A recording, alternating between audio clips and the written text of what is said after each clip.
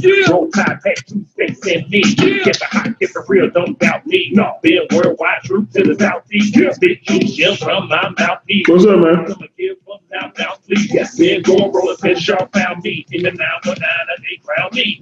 King. Yo, what's going on, everybody? This is your boy, Rashad Ease. Some of you know me as Dr. Thomas Rashad Easley, but I'm doing a little something different tonight. I've decided that I would go straight up into the hip-hop side of who I am. And I decided that the first time I would do that is with my brother, my partner in this music. That's why you hear him playing in the background from Birmingham, Alabama, like myself, my homeboy. Known me the longest in my life, actually, out of any friend that I have that I'm close to. And I'm not going to say his government name, but I am going to say that he is my ride or die in the music. I love him. I love his family, mom, brother, wife, son, and of course, cousins and others. This is my man and yours, everybody. Joe T. What's up, baby? What's happening? What's going on, Rashad? Man, how you doing this evening, man? Man, hey, I'm doing good. I can't complain. Everything is lovely. Hey, I appreciate you giving me your time because I know you're busy. You know, like you have a life. You have other responsibilities. I understand that you take them very seriously. I know. So I don't want to hold you too much, man. But man, look, I'm gonna be real with you. I'm asking. This is a selfish thing. Even though we've done business together and done some music together, you know, I've been friends for over 2 decades. Actually, we'll get into that. I just really had to break from the norm. I said I need to talk to my partner because, you know, I know what people getting ready to hear 48 hours from now. Yes.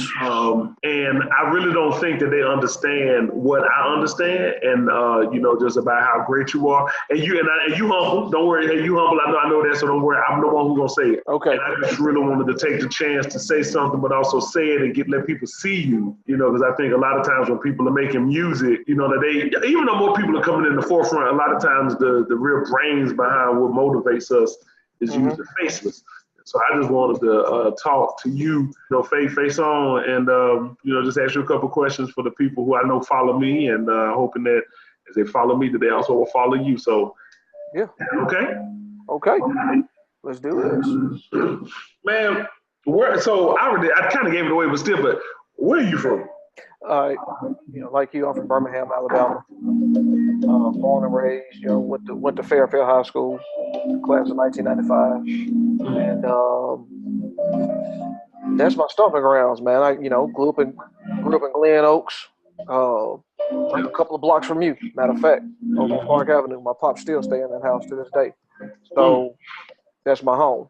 That's my home. My mom's live over in Edgewater, and yeah, man, that's where my folks are from. You know, I'm just, like I said, I want to keep this on you. It's just tough because I know so much about you, and then at the same time, I know that there's a lot that I don't know about you. You know, and so I want to ask. It's like I'm going to kind of bounce around with the history because we've known each other for so long.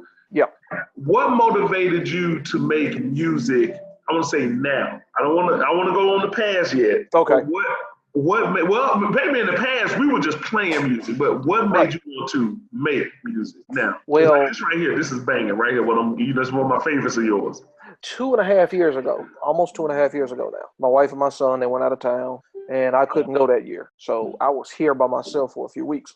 And it actually just started by accident. I was at work, got to playing around, which I wasn't supposed to, but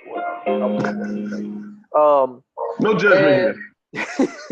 Yeah, and so I was just, the primary motivation was just to have something to do, to have some music company while they go.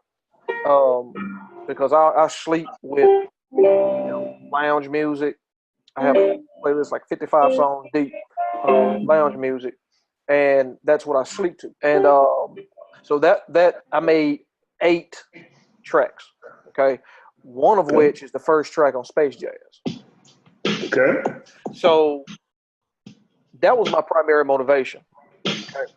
Well, then, for those who don't know, I shot those eight tracks to you, and at the time, you encouraged me when you could have just politely blown me off, but you actually encouraged me, and you challenged me that day to keep going, to see what else I could do. So I said, okay, cool. So I kept making tracks. I kept making tracks. That 8 turned into like 30 or 35. Okay. And 3 of those are on Space Jazz, and there are several others that are on Professor Put It Down. Yeah. If I could jump in real quick, so on that, okay. So how fast? Because because as I go back and I think about, I remember when you were making everything. I think the thing that blew me away was how fast you were cranking things out, and I think that's why I was like, man, hold up, because I remember when I first heard the track for what is now Ethereal Funk. I just remember I was like, oh, I got to have that. Like I just got to have it. But like, how fast were you cranking those out? In the beginning, when I was still doing stuff and experimenting and whatnot, I was averaging about 1 a day, maybe every 2 days. Okay? So it came, it was coming pretty quick. It was coming pretty quick. I mean, and a lot of times with me, if I can't complete something, if I can't be on my way to completing something within like the first 10 to 15 minutes, I put it down. Okay? Because it's not there. I have to be feeling it. No matter if I start with the beat, with bass line, or whatever. If I'm not feeling it within the first 10, 15 minutes, I put it down. But with those first ones, with those early ones, there was so much possibility. And it just kept happening. Like when I would finish one and send it to you, I mean, maybe later on that same day, maybe the next day, I get to playing around again, and there goes another one, and another one, and then another one. That's why I said those original 8. I did, after I finished that first one, I think the other 7 came in like 2 or 3 days. So that's pretty much how that ran, and that's pretty much my rule today. Okay, no matter how complex it happens to be or how simple it happens to be. Okay. Now, and I remember when I was listening to him. In all honesty, man, I wasn't even looking for music at that time. Like it was funny. Like I don't recall where I was musically, emotionally at that time. I just remember I wasn't looking for anything. You were still trying to finish up Paulie Murray. That's right. Okay, that's right. We hadn't put that. Oh, okay. So we hadn't put that out yet. No, that's right. Paulie Murray was still in production. Okay, gotcha. Okay, and then when you just sent me something, it was just like, I still remember. I was like, wait, what the fuck? And I think I couldn't get out of my head that it was you doing it. And then I remember it was easy for me to write to him. I remember I was like, man, let me just, wow. And I still remember this, and let me know if you remember this when I said writing to these beats was like talking to you. That's right. That's right. I remember that. It was like we were having a conversation. Not us in this point in time, but more like from way back when. Yeah, exactly. That's true. Exactly. I felt like I was talking like the child in me. Yep. Talking to, I guess, like the child, like that. I was like just really, really close to. The guys we were in high school way back when we were listening to hip hop in your basement. Oh my God. Okay. Trying to write rhymes and things like that way back then. Wow. Oh man, dude, I'm okay. So you going down memory lane now. Now, but you got me thinking though, because even though that was the first I heard of music, what I'm also happy to say though, that wasn't the first album that your music was on. The first album that came out in the world that the music was on was My Experience, Mitch Durrell. Yeah, that's right. I did 2 tracks on that one. On that one, I think like song number 3 on that one. Yep. And and I remember, I don't even front, I'm just gonna go ahead and put it out there. I remember when he did something on it, I was so disappointed that he got it. I was like,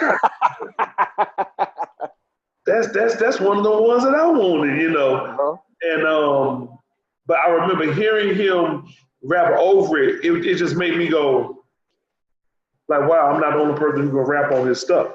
And I think at that time I hadn't even put anything down yet. And I'm like, dang, okay, so he okay. And then I started putting things down. Yep. And I don't even think that the world knows, but if I'm not mistaken, technically, because Space Jazz was done before Professor Prismatic. Yes. But did Professor Prismatic come out before Space Jazz? Space Jazz came out in March of 17. No. Okay, gotcha. Okay, so Space Jazz came out 1st. Mm-hmm. Okay. And when that dropped, I remember a number of my fans hit me up because they couldn't, because I think that it surprised them that I guess that we just had like this instrumental album that just kind of, in some ways, kind of came out of nowhere. Yep. I mean, not to us in the family, but to the fans that did. Mm-hmm. When that record dropped, like, what were you thinking? Like, why did you put that collective of music together? So what were you thinking in that? Because the names of the songs, Virgo, Parallax, Antimatter, like, why? Like, what was even the purpose of you going there? Well, everything. When I make a group of music,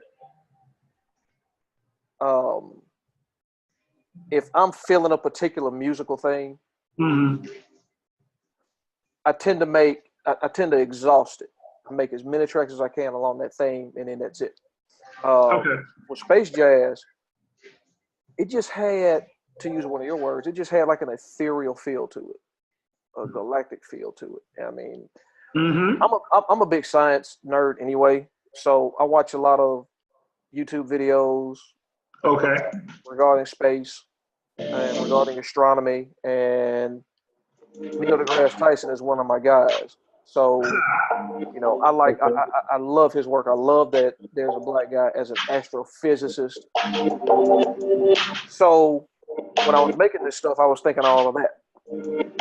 Okay. What would it be like, if I were able to fly through space, if I were able to, experience these things that I'm seeing in real time, what would I be listening to when I'm up there? So that's pretty much it. I mean, some of them came by accident, but a lot of them, like that one, yeah. Wow. Okay. No. That's good. Because in all honesty, I never knew that. I just knew that. I felt like the way that you were making that music. I mean, shoot, it influenced me. I think like that's why Professor Prismatic turned out the way that it did. Mm-hmm. I mean, I think that I know that we started something, like with that. Well, really, I should say we started with your record, and then that theme is also now was moved on and caused others of us to kind of get into music in a different way. Yep. So now that your music has been, I think, on 4 different records. I want to hit pause on anything else. And I want to jump to Down on Wilshire. Like, I don't even want to, do this because that's what this is about, DOW. Cool. And, I want to go ahead and jump to the highlight of what this is about, but there's some other things that I want to come back to. Okay.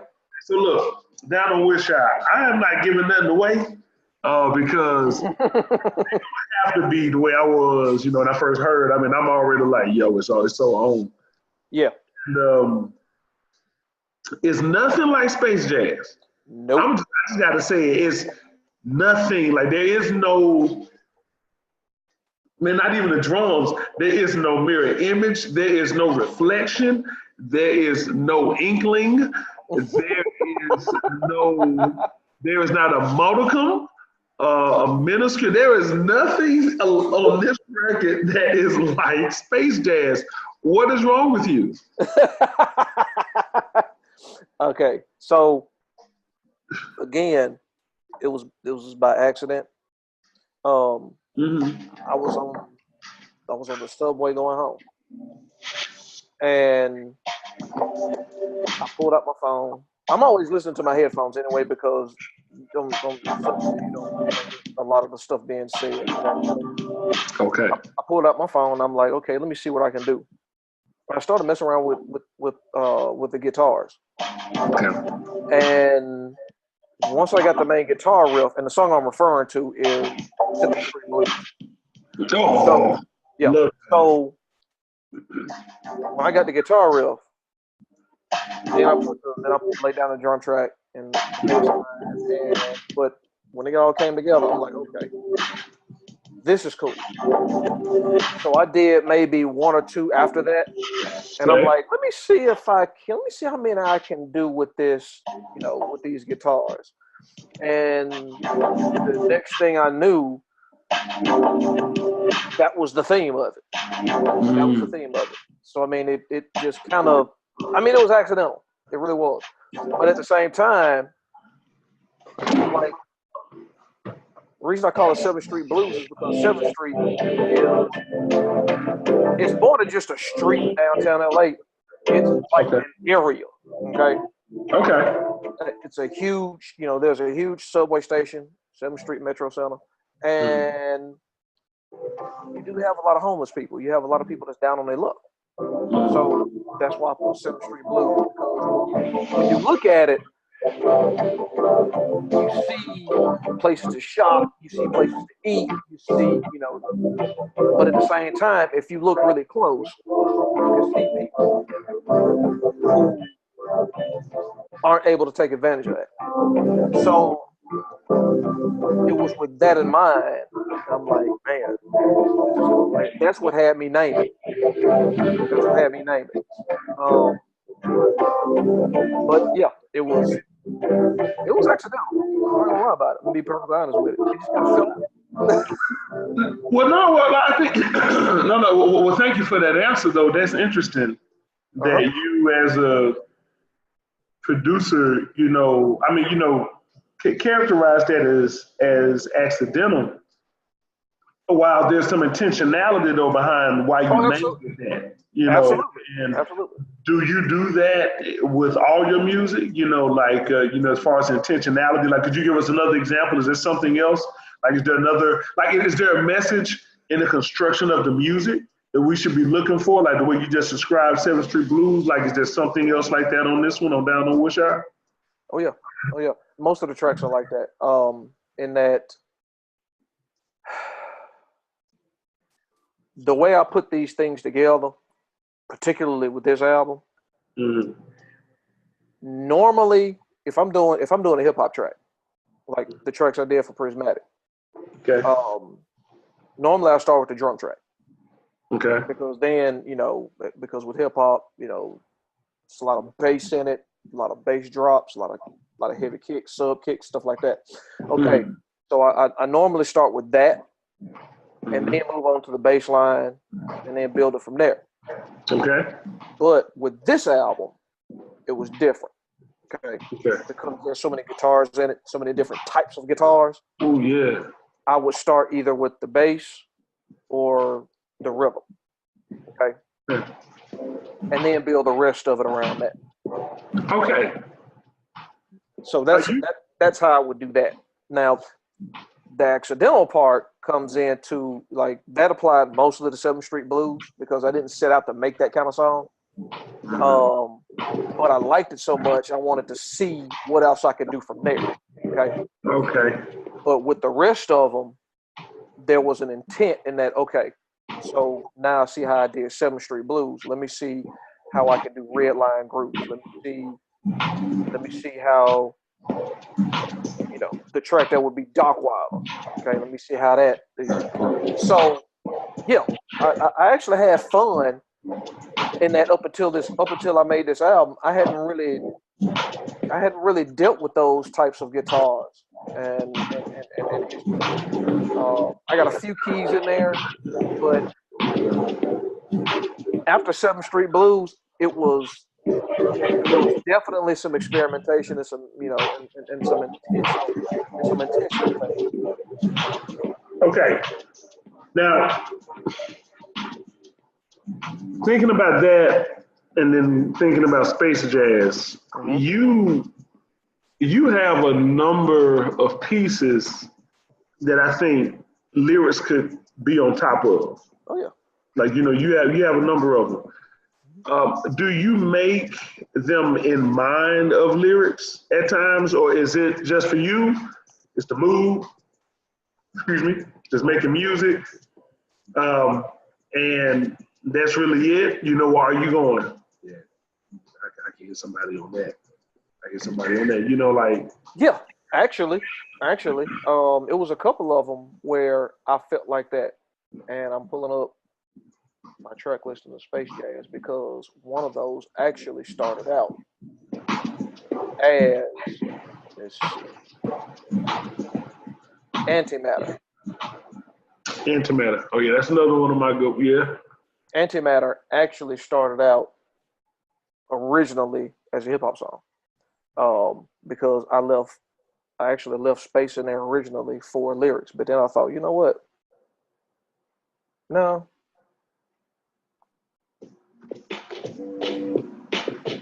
Yeah, I thought no. I don't know if I want. I don't. I could hear this better on Space Jazz, but it Okay. could go either way. I mean, there is room in now for somebody to drop like 3 verses. I think. Mm. Yeah, yeah. I'm listening to it now. Oh yeah. Okay. So originally you did want lyrics on it, but then Originally, yeah. but what made you go this way? Like what made you go, okay, no. Well, when I put it together with the rest of the songs, when I was still trying to arrange, the tracks and how I wanted them to appear on the CD, it just fit. It fit with the rest of them.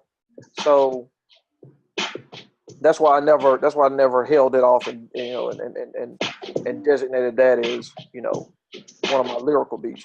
I have plenty of those. I had plenty of those at the time. I have plenty of those now. So that's why I decided to put it on the Facebook. Okay, gotcha. Okay. Now, recognizing that this record is also like much more alive. Yeah. Like with the way that you arranged it and put it all together. Do you feel like you were freer in your production on this, or do you feel like you were? Matter of fact, let me ask you this way: if I were to put 3 records together, like just like complete projects that you've done all the way through, Space Jazz, Chronicles of Professor Prismatic, and now Down on Wilshire.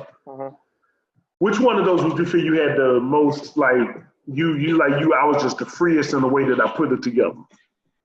Oh, it had to be Down on Wilshire because with Space Jazz, with the music on Space Jazz, I was still kind of learning.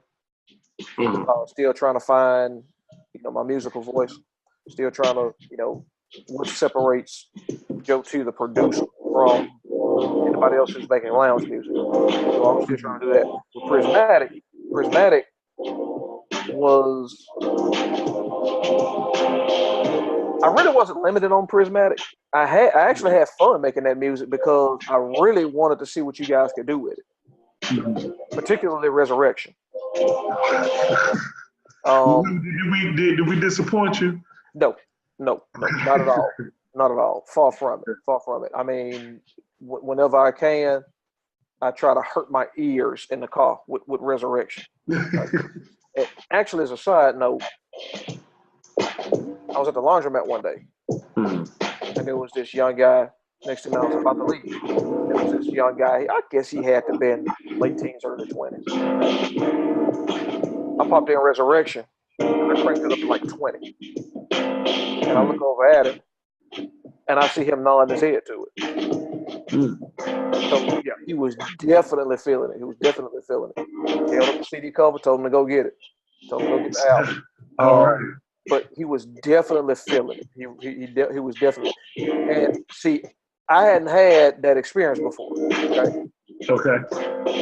To have a complete stranger hear music that I produced and nod their head to and say, "Hey man, that's hot." So that was something new for me. Okay. I had a lot of fun making that music. But with Down on Wilshire, it was different because here I got something that can truly bridge all age groups. Okay. When I was younger, growing up in the South, we were surrounded by blues. Okay. And there were a lot of weekends where my pops would get together with his brothers or sisters at somebody's house. And you're hearing B.B. King, you're hearing Bobby Bland, you're hearing Z.Z. Hill. Yeah. You know, you're hearing all of these guys, you know, Bobby Rush. I mean, you know, Johnny Taylor. You know, I mean, you hear all of these guys, man, and it's nonstop. You know, the guitars that sound like Lucille. I mean, it's the whole night. Okay, brown liquor flowing. You got, you know, men smoking cigars. You got the women smoking them long, skinny cigarettes. Oh, yeah. I mean, heavy smoke haze. You know what I mean? And it felt like that old time as you joint, what the old people talk about. Yeah. It wasn't. It was just we were at Auntie's house. We were at Pop's house. You know what I mean? Yes. And so making this, I drew from a lot of that, from a lot of those memories that, I mean, it's kind of hard to explain if you've never experienced it, but you felt safe.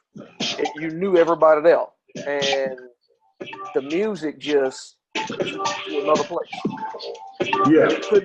I mean, that's just the way it was. I mean, it was a good time. It was a good time. Oh, man. It was a different era, you know? So when I was making this music, that's what I was drawing from. And I want, when people hear this, they have those kinds of memories. I hope it triggers them, because those are some of the best years of my life. And I was a little kid then, you know what I mean? I was like 4, 5, 6 years old, you know? But, and later on, there would be some Fridays and Saturday nights when we come home, and my pops would have the blues playing. We knew he was finna get ready to go out then. But we could hear it from the driveway. Okay? I mean, we knew instantly he was finna get ready to go. So yeah, that's what I want.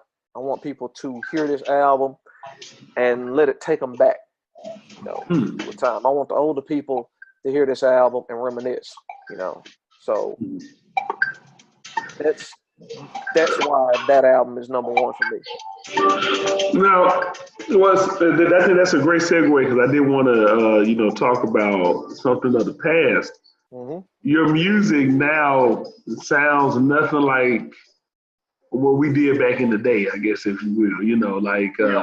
How would you describe your journey into music? Then, like, where would your journey start? You've already taken us back to that childhood, and I can relate to that, because I can relate to my parents did the same thing. You know, shoot, hey, we were right around the corner from each other. That's right. But how would you, just kind of walk us, like, through your journey musically? Well, after that, I mean, we always had all kinds of music playing. Okay. Mm-hmm. Of course, the Motown sound, the classic soul and R&B. Mm-hmm. But with us being from Alabama, hip hop is very interesting. Okay, because the cats from New York, they can claim, and I'm talking pre-Def Jam. All right, they can claim all kinds of local folks. All right, from Kool Herc and all of them. Okay, but with LA, you got the NWA, you got DJ Quick, you got all those guys. Okay, Ice-T. A lot of people don't realize, they see Ice-T on they don't realize, or don't know, or have forgotten that he actually started in rap. He actually predates NWA. So, but you had those guys. But with us in Alabama, we didn't have anybody. I mean, in Birmingham, if it didn't come from New York or LA, you wasn't listening to any hip hop. Oh. Okay. True. Come on, yes. So, I mean, and even later on in the late 80s, I mean, you had the Ghetto Boys out of Texas. You had, 8 Ball and MJG in the early 90s, and in Memphis, they were underground. Outkast put Atlanta on the map in 92. Okay.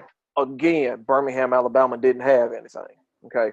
So you got all of these different sounds at the time before a lot of corporations got into the music business and started making everything sound the same. You actually had a different sound. You had a sound from Chicago in the Midwest. You had sounds from New York, and even different parts of New York had their own sound. You had Luke and his kingdom down there in Florida.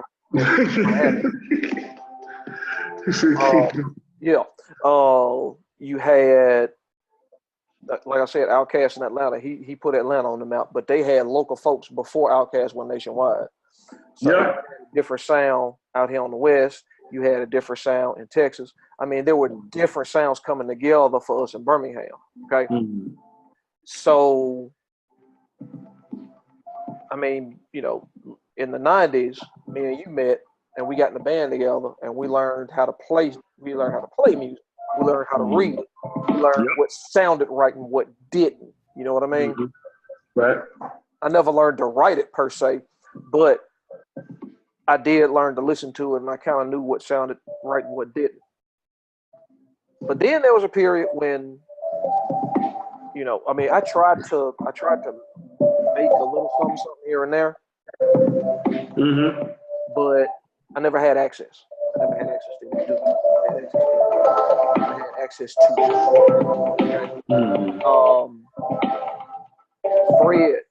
Fred French, DJ FX. For those of y'all who know DJ FX, he was in the band with us, and he invited us over to his house during summer when we had summer band camp. Right. And he was a DJ, still is, but he was back then. He was just really cutting his teeth. But he was what we now call analog DJs. He had actual records. I mean, that you would, you know, there was nothing digital with him. Right. And so what I would do sometimes is I'd go over to his house sometimes, and he put on instrumentals, and we just do funny freestyles. I wrote a couple of songs here and there that I still got, but I guess this was like 96 when we were doing all of this. And I was just messing around. I mean, because I knew I didn't have anything long-term. I didn't have any long-term access. I really didn't worry about it. Okay. So there was a period of time where I couldn't do anything. And so I didn't worry about it. I didn't worry about doing anything. I got married in 2000, moved to North Carolina, where again, Bubba Sparks, that was about the time he hit. And that's right. That's before Petey Pablo. That was before Petey Pablo. Bubba Sparks came first, if I remember correctly. Yep. No, you're right. Okay. So they had their sound locally in North Carolina. Okay. Well, eventually we got back to the Memphis area. And I kind of stagnated musically. Again, I had no access to it. Then, in 2009, you went to Chicago and put a little album together. That renewed my interest in it. I had to shelve it, but that renewed my interest in music. Okay? And that's when because that was 03. 03, that's right. That was 03. That was early, yeah. Man, that's been a while. It's been 15 years ago. 15 years ago. So, and I still have that. I eventually ripped it to my computer, and I still have that. Okay. Yeah. My favorite track on there was the last track called "I Love Y'all," and with that one, that reminded me of those hip hop. Every once in a while, you get an artist to do just a laid back, chill hip hop song where that's what they're talking about doing. They just like Too Short's Oakland off of He doesn't have any lyrics to that for real, but it's just something laid back that you can ride to. And I'm like, man, I want to make some music like that. But the most I could do at that time was just put together playlists. Okay. I didn't have any software. I didn't have any hardware. None of it. Okay. So I couldn't really attempt to make any music until 2.5 years ago. And even then, it was accidental. It was just something to keep me company. But the more I did it, the better I got. And I'm just, even now, I'm still having fun with it. Okay. Hearing what you guys have done with my work. Oh my goodness. It's just unbelievable. It's just unbelievable. Okay. To me, I'm finally catching up to what we were doing in high school. You know, in your basement. Okay. Listening to Dale the Funky Homo Sapien or Jeru the Damager. I mean, because for y'all that don't know, Rashawn right here was a writing machine. Rashawn would just sit. And I almost got bored some of those Friday and Saturday nights in the basement because he had to finish the song. Then we gonna go. Then we okay, well, 5 more minutes turns into 50, and I'm like, dude. But he had notebooks. He had stacks of wrote to whatever he happened to be playing. Right? Most of the time it was East Coast, but I would come around with the West Coast music with Ice Cube. Sure did. Too short. But I mean, that was a magical time for us because you got started. Okay. But at the same time, had I not been around y'all, had I not been around the environment, okay, I probably wouldn't be making music today. I probably wouldn't. So I mean, actually, the way you encouraged me that day a couple of years ago, I mean, you didn't know that you were doing it at the time, and I guess I didn't either. But actually, you challenged me to see what else I can do. To see how high I can get. Okay.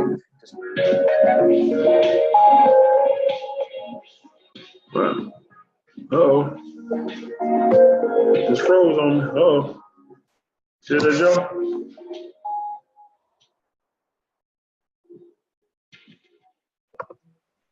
Man, so man, that was good. You covering that with the music and telling us, like your history, and then, and then of course, really, some of our history. Yep. I don't want to do the cliche thing like, what's your favorite track on Down on Wilshire or 7th Street Blues? You know what? That dog, and I said I didn't want to do the tip. I couldn't help it. I could not help it. You have to say that. He was going to do the, Yeah, I hear baby boy in the background. Yeah. And then I don't want to necessarily like ask like, what do you want people to take away from your music? But because I take so much away. But what I want to do is ask, what is it doing to you? How about that? What's happening to you? What is your evolution? How do you see? Is the music impacting you in ways that you didn't foresee happening? And if so, would you mind sharing maybe one or two of those ways? Yeah, it of course it does.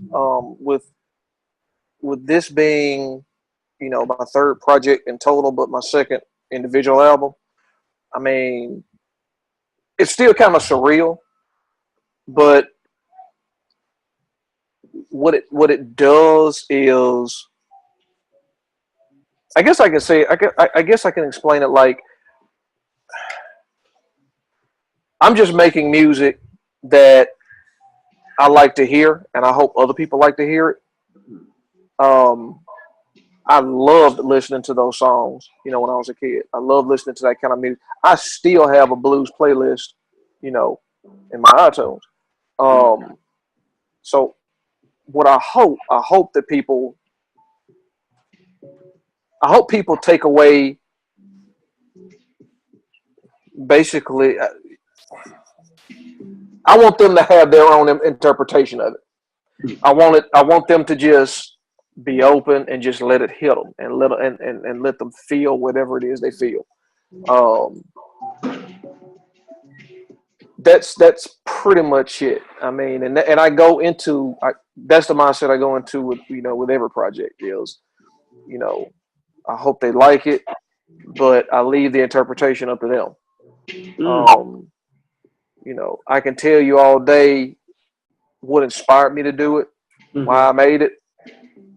But music is subjective. Music it's an individual experience, and I want people to have that experience. Especially with this album, I really want them to have that experience. Okay, I'm happy to say is that your music, I saw a recent newsletter, that just kind of went out and it covered a number of things that you've been involved in. Mhm. And even this new hip hop forestry thing, you're the one that produced that. And and I know there's some movie things happening that I've heard about, we're just still waiting on some things to be released and, to be handled. And it Yes. seems like so it seems like, these last 2.5 years, you've been busy, period, not just with hip hop, but just like with music, like just in general. Where would you like to see it go? I like to do some more R&B. I like to do some of that because I focus so heavily on the lounge and the hip hop and the blues. I like to do some traditional R&B. I still there. I'm still learning every day. So there are still some techniques and some other things that I need to learn. Before I really venture off into it. But that's what I want to do. I mean, I also want to put out my own vocal hip hop album. Okay, yep. And I got most of the music, like 90% of it completed already. Okay. I want to shoot for that later on next year. Next year, okay. So it's 2019. So coming, the R&B. Yep. We aiming for, and still got all this other amazing music coming. That's right. Man. And I'm just having fun. This isn't work.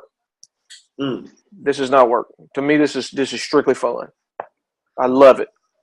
Okay. I absolutely love it. Well, then as we bring this to a close, I'm going to ask you a pretty simple question. Okay. What should we call you now? Is it Joe T or Joe T the producer? Joe T the producer. Okay. That way there's no confusion about anything else that happens to be out there.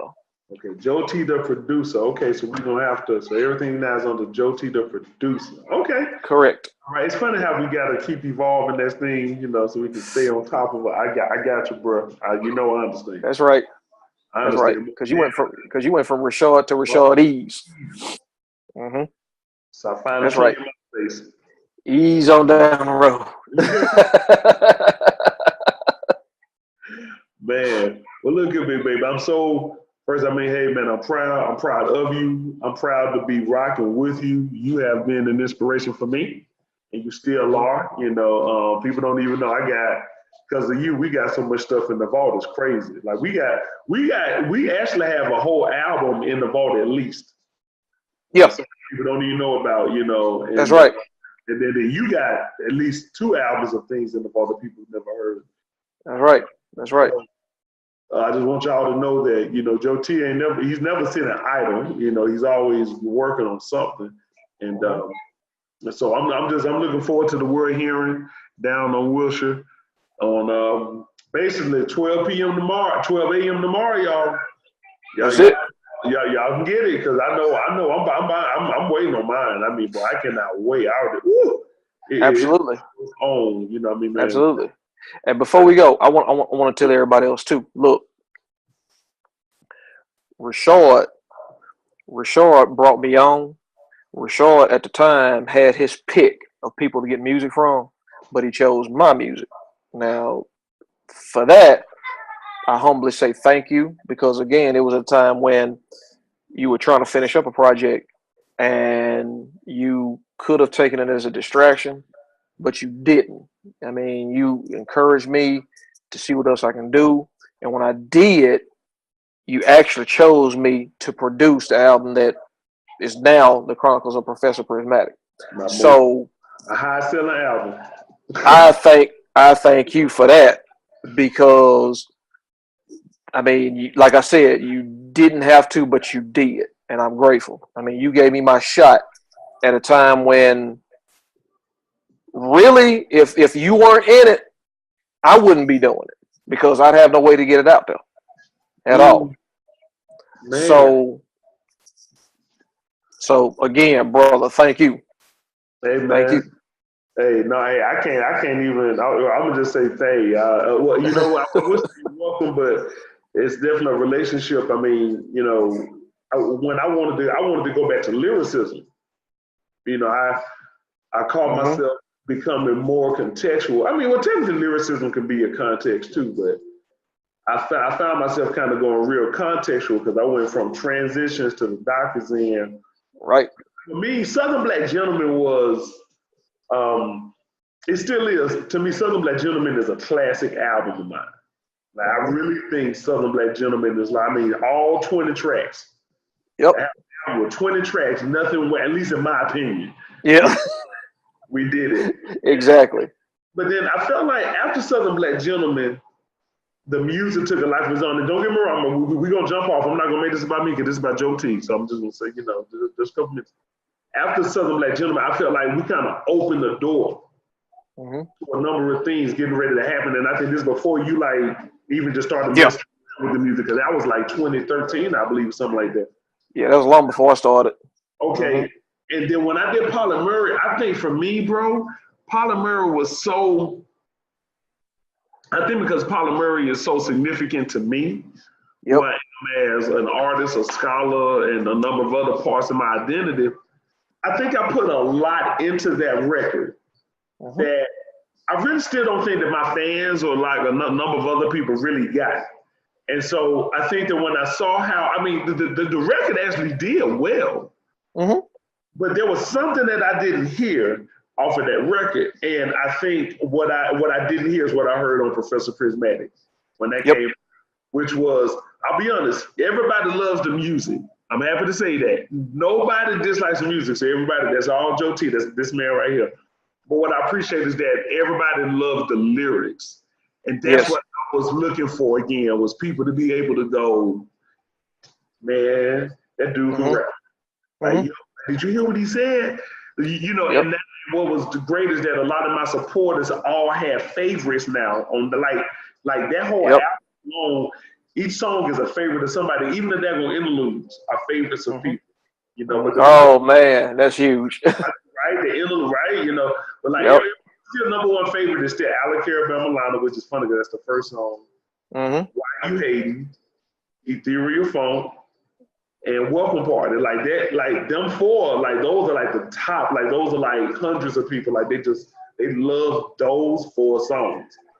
But slowly now here recently, I think the other ones, Resurrection, Your Turn, Come Follow Me, you know, Freestyle, those are like people's kind of hidden favorites, like kind of like, you know, people that just hit me up online and go, hey, you did your thing on that one. You know? And but they really love the music, especially on Freestyle. Like people really love that too. Like, I want to say thank you for giving me that, because in all honesty, I don't know if you remember that I was actually done. Remember? I didn't even I was trying to figure out what my sound was gonna be, so I didn't have one. I was like, I was done. And then that your record helped me refine my sound. Man, I appreciate that. And we listen to Why You Hating in the car sometime, and I'm like, man, that sounds good. Yeah, that sounds real good. That sounds real good. Because with that, I had just gotten a new piece of hardware, and that was the first song I did on that piece of hardware. Okay. So, and originally I didn't plan on using it. I mean, but you know, I let you hear it, and that's what came out of it. So, yeah, I was very, very pleased. I'm very pleased with Prismatic. So y'all did y'all thing on that. Hey, I had fun making it. I keep saying that, but it's the truth. I had fun making it. I really did. Well, look, y'all, the DOW Down No Worship coming out October 31st. We wanted to drop that one on Halloween because we wanted to give y'all a treat this time. Yes. But I'll be honest, when you listen to it, it is a trick from Space Jazz. It is not the same. But you completely different genre. Completely different genre, but still. It's so fun. One thing, Joe, I love about your music is always nasty. It's always funky. It always stank. Don't nothing about that thing smell good but the sound. you know. And I'm looking forward to people hearing it. I'm looking forward to owning it. Yes. Among my collection of great music, but also Joe T albums. And I just thank you for giving us a chance, and thank you for your time this evening, man. Because I know that you're a busy man, and you got more classics to make, and more classics. So yeah. You just wait. You just wait. I'm gonna let you hear some more stuff here in the next week or two. You just wait. You just wait. I appreciate it. Thank you so much, because I know you're busy too. So, but I greatly appreciate it. October 31st, Halloween, down on Wilshire. Joe T, the producer. Joe T, the producer. Shardees, we signing off.